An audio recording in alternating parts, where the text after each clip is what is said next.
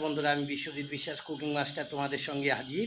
তো আজকে রান্না হবে পাঙ্গাস মাছের সবজি। তো তোমরা একটু দেখে নাও। এখানে দেখো বন্ধুরা, এখানে আছে পেঁয়াজ, লঙ্কা, তোমার গাঁটি কচু এবং আলু আর টমেটো। তো আমি এখানে মাছ ভাজা শুরু করেছি। পাঙ্গাস মাছে যেহেতু লাল লাল করে ভাজতে হবে, কেননা পাঙ্গাস মাছে খুব তেল ছেটে। তো এটা আমি পেটির পিস কাঁচা কাঁচা করে রান্না করব, এর জন্য হালকা করে ভেজেছি। কিন্তু তোমরা এটা মশলা দিয়ে রান্না করবে, বেটার লাগবে। এরকম লাল লাল করে ভাজতে হবে কড়া করে। এই দেখছো তেল ছিটছে কীভাবে। তা আমি আবার নিয়ে আসছি আইটেম। আমার মাছটা ভাজা হয়ে গেছে।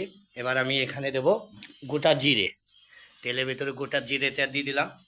তো এবার যে আমার এই আইটেমগুলো আমি এখন দেবো আস্তে আস্তে। জিরেটা কালো হয়ে গেছে। এবার পেঁয়াজ, আলু এগুলো আমি ছাড়বো। তো দেখতে পাচ্ছ এগুলো দিয়ে দিয়েছি। এবার দেবো আমি জিরের গুঁড়ো হালকা 1 চামচ মতন জিরের গুঁড়ো দিয়ে দিলাম।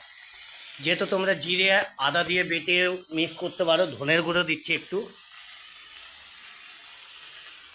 তোমরা এটা অনেক রকম রান্না করতে পারো। তোমরা কচু না দিয়ে আলু দিয়েও রান্না করতে পারো। আমি কাঁচা হলুদ দিয়ে দিলাম। আর এরপরে দেবো লবণ। তোমরা যেরকম স্বাদ মতন লবণটা দিয়ে দেবে বন্ধুরা। আমি আমার মতন দিয়ে নিলাম। তো পরিমাণ কাশ্মীরি লঙ্কা দিয়েছি।